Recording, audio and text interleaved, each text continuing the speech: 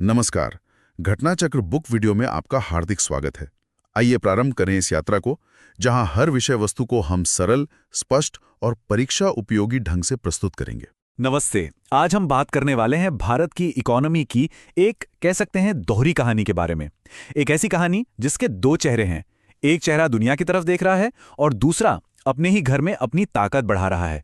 और सबसे दिलचस्प बात यह है कि ये दोनों चेहरे एक ही वक्त पर एक ही कहानी कह रहे हैं। अब जरा सोचिए, एक ही हफ्ते के अंदर दो बहुत बड़ी खबरें आती हैं।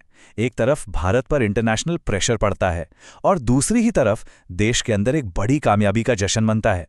तो सवाल ये है कि ये दो बिल्कुल अलग अलग सी दिखने वाली खबरें हमारी अर्थव्यवस्था के बारे में असल में क्या बताती हैं। चलिए आज इसी पहेली को सुलझाने की कोशिश करते हैं।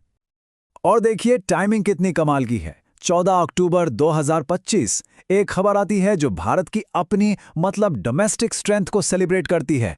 और फिर ठीक अगले ही दिन 15 अक्टूबर को एक इंटरनेशनल चैलेंज दरवाजे पर दस्तक देता है।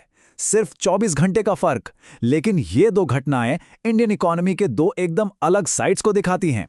एक तरफ आत्मनिर्भरता की खुशी और दूसरी तरफ ग्लोबल पॉलिटिक्स का प्रेशर। तो चलिए कहानी को शुरू करते हैं उस बाहरी चुनौती से। ये कहानी है वाडिनार रिफाइनरी पर लगे प्रतिबंधों की।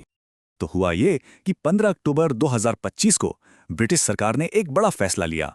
उन्होंने भारत में जो वाडिनार ऑयल रिफाइनरी है उस पर सीधे सीधे सैंक्शंस यानी प्रतिबंध लगा दिए। अब ये कोई छोटी मोटी बात नहीं थी, ये एक बहुत बड़ी इंटरनेशनल डेवलपमेंट थी जिसका असर सीधा भारत पर पड़ रहा था। अच्छा, तो इस पूरे मामले में तीन मेन प्लेयर्स हैं। एक, जिन्होंने प्रतिबंध लगाए यानी ब्रिटिश सरकार। दो, जिन पर प्रतिबंध लगे यानी गुजरात के जामनगर में मौजूद वाडिनार ऑयल रिफाइनरी। और तीन, इस रिफाइनरी के जो मालिक हैं नायरा एनर्जी लिमिटेड। तो अब सबसे बड़ा सवाल कि ये सब हुआ क्यों? ब्रिटेन ने भारत में एक रिफाइनरी पर प्रतिबंध क्यों लगाया? इसका कनेक्शन है रूस से।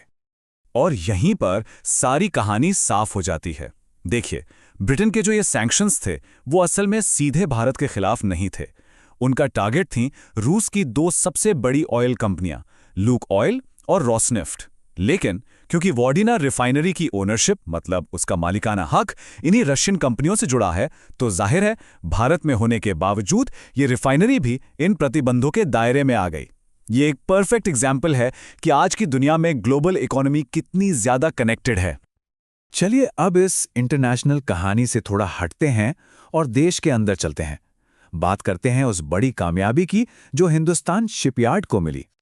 जैसा मैंने पहले बताया, ये जो सैंक्शंस वाली खबर आई उससे ठीक एक दिन पहले 14 अक्टूबर को देश में माहौल बिल्कुल अलग था। एक बहुत पॉजिटिव अनाउंसमेंट हुई थी हिंदुस्तान शिपयार्ड लिमिटेड के लिए। तो हिंदुस्तान शिपयार्ड लिमिटेड, जिसे हम HSL भी कहते हैं, ये आंध्र प्रदेश के विशाखापत्तनम में एक सरकारी कंपनी है। काम क्या है इसका? शिप बिल्डिंग यानी जहाज बनाना। और सरकार ने इसी कंपनी को मिनी रत्न का स्टेटस दिया। ये एक बहुत बड़ा सम्मान है। लेकिन ये मिनी रत्न स्टेटस, इसका मतलब क्या होता है? ये इतना जरूरी क्यों है? हाँ, सुनने में तो काफी अच्छा लगता है मिनी रत्न टैग, पर इसका असल में मतलब क्या है? किसी सरकारी कंपनी के लिए ये इतनी बड़ी डील क्यों है?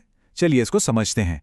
तो देखिए, मिनी रत्न का दर्जा सरकार उन पब्लिक सेक्टर कंपनियों को देती हैं जो लगातार बहुत अच्छा परफॉर्म कर रही हों। आप इसे एक तरह से सरकार की तरफ से भरोसे का वोट मान सकते हैं। इस स्टेटस के मिलने का मतलब है कि कंपनी को अब अपने काम में, अपने फाइनेंशियल फैसलों में ज्यादा आज़ादी मिलेगी। वो ज्यादा तेजी से डिसीजन ले पाएगी और आगे बढ़ पाएगी। ओके, तो अब इन दोनों कहानियों को एक साथ रखते हैं। एक तरफ सैंक्शंस, दूसरी तरफ मिनी रत्न का स्टेटस। और यहीं पर हमें इंडियन इकोनॉमी की वो डबल साइडेड, वो दोहरी तस्वीर दिखना शुरू होती है। यहां एकदम साफ है, एक तरफ है ग्लोबल प्रेशर जो हमें वाडिनार रिफाइनरी पर लगे सैंक्शंस में दिखता है, और दूसरी तरफ है हमारी डोमेस्टिक कैपेबिलिटी, हमारी घरेलू ताकत, जिसका सबसे बड़ा सबूत है हिंदुस्तान शिपयार्ड को मिला मिनी रत्न का दर्जा। और ये दोनों खबरें जब हम इन्हें एक साथ देखते हैं तो एक ही बात दिखाती हैं, वो ये कि भारत की अर्थव्यवस्था एक ही टाइम पर दो फ्रंट पर लड़ रही है या कहीं काम कर रही है। एक तरफ ये ग्लोबल जियोपॉलिटिकल उलझनों से निपट रही है और साथ ही साथ दूसरी तरफ ये अपने डोमेस्टिक इंडस्ट्रियल स्ट्रेंथ को भी लगातार मजबूत बना रही है। तो इस पूरी कहानी से हमारे लिए टेक अवे क्या है? तीन जरूरी बातें हैं। पहली, इंडिया की इकोनॉमी ग्लोबल घटनाओं से बहुत गहराई से जुड़ी है। हम चाहें या ना चाहें, बाहर जो हो रहा है उसका असर हम पर पड़ेगा। दूसरी बात, सरकार देश के अंदर की इंडस्ट्रीज को मजबूत बनाने के लिए, उन्हें एम्पावर करने के लिए काफ़ी एक्टिवली काम कर रही है। और तीसरी और सबसे ज़रूरी बात, ये दोनों चीज़ें, मतलब बाहर का दबाव और अंदर का ग्रोथ, ये एक साथ हो रही हैं। ये एक ही सिक्के के दो पहलू हैं, और यही आज की इंडियन इकोनॉमी की असलियत है। और ये सब हमें एक बहुत बड़े सवाल के सामने लाके खड़ा कर देता है। सवाल ये है कि आने वाले वक्त में भारत ग्लोबल दुनिया से जुड़ने के दबाव और अपने पैरों पर खड़े होने, मतलब आत्मनिर्भर बनने की कोशिश, इन दोनों के बीच बैलेंस कैसे बनाएगा? ये सवाल शायद आने वाले समय में भारत के लिए सबसे बड़े इकोनॉमिक चैलेंजेस में से एक होने वाला है।